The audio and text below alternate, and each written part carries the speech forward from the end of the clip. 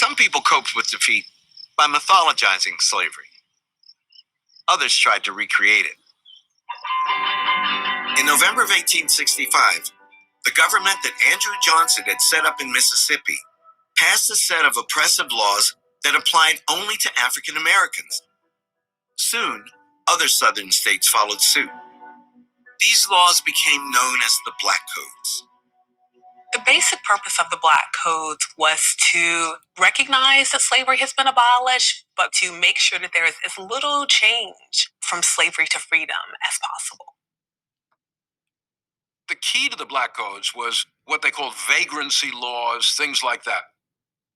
Every adult Black person was required to sign a labor contract for the year with a white employer.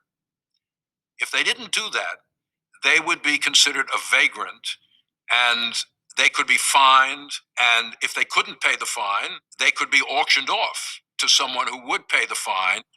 And then they'd have to work off the fine for that person. What's even worse than being arrested if you don't have a job is having your children taken away. So your neighbor down the road can go to the courts and say, John Jones, he can't take care of his children. He's indigent, but I'll take them in.